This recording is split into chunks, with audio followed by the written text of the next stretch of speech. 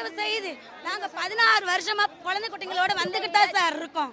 தயவு செய்து எங்களோட கோரிக்கை கொஞ்சம் நிறைவேற்றுங்க. தயவு செய்து நாங்க ஒரு வயசு இந்த பிள்ளைய ஒரு வயசுல இருந்து நாங்க கூட்டு வந்துட்டு இருக்கோம் சார். வருஷம் லீவ் ஃபுல்லா இங்க தான் சார் இருக்கு. சென்னையில தான் சார் போறோம். காலாண்டு லீவு, அரையாண்டு லீவு, முழாண்டு லீவு, இதுக்கும் பள்ளி பணி பாதிக்காத வயதுல தான் நாங்க போராடுறோம். லீவ் அன்னைக்கு தான் வந்து போராடுறோம் சார். எங்களோட நியாயமான ஊதியத்தை தான் கேட்கிறோம். தகுதியான ஊதியத்தை தான் சார் கேட்கிறோம். எக்ஸ்ட்ரா எதுவும் கேட்கல. எக்ஸ்ட்ரா எதுவுமே கேட்கல. அதுவும் அவங்களே நம்மளுடைய எங்களுடைய கோரிக்கை நியாயமானதுன்னு அவங்களே ஏத்துக்கிறாங்க. அமைச்சர்கள், ஐஏஎஸ் எல்லாருமே உங்களுக்கு மட்டும் ஏன் இப்படி நடந்தது, நாங்க எப்படி எதுல தப்பு விட்டோம்னு தெரியும் அவங்களுக்கு தெரியுது. ஆனா ஏன் கொடுக்க மாட்டேங்கிறாங்கன்னு தெரியல சார். பொறுமையா இருங்கன்னு தான் சொல்றாங்க. நான் 15 வருஷமா 16 வருஷமா போராடிக்கிட்டு இருக்கோம் சார். வருஷம் வர்றோம் சார். காலாண்டு, அரையாண்டு, முழாண்டு. ஆமா, நாங்க பனி நாட்கள்ல நாங்க வரவே இல்லை சார். பள்ளி பணி பாதிக்காத வகையில தான் நாங்க போராடுறோம். இப்பயும் லீவ்ல தான் சார் வந்து போராடுறோம். சரையும் கொடுக்குறோம்னு சொல்றாங்க சார். எப்ப நிறைவேற்றுவாங்க? எங்களுக்கு அதான் வேணும். குழு அறிக்கையும் இன்னி வரல சார்.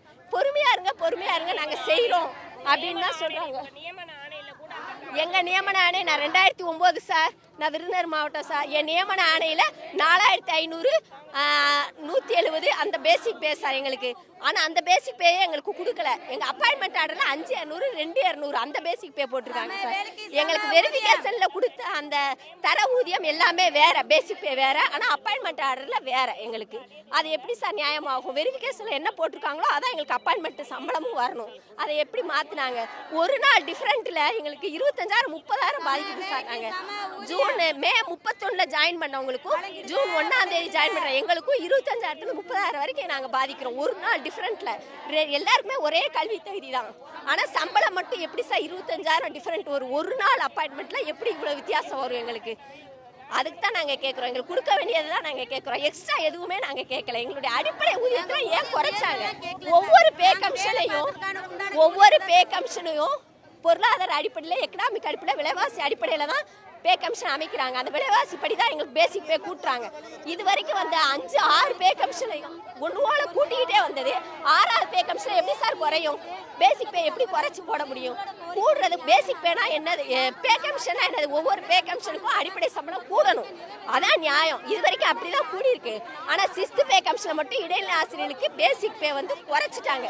8,370 இருந்ததை 5,200 குறைச்சி எங்களுக்கு பேசிக் பே ஃபிக்ஸ் பண்ணி போட்டிருக்காங்க.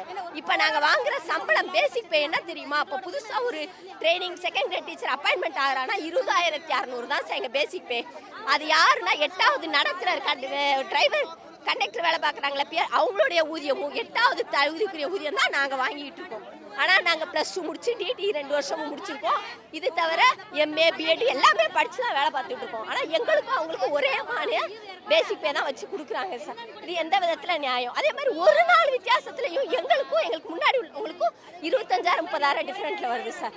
இது எப்படி நாங்கள் ஏற்றுக்க முடியும் சொல்லுங்கள்? ஒரே ஸ்கூலில் ஒரே வேலை செய்கிறோம். அது எப்படி அப்படி குறைக்கலாம்?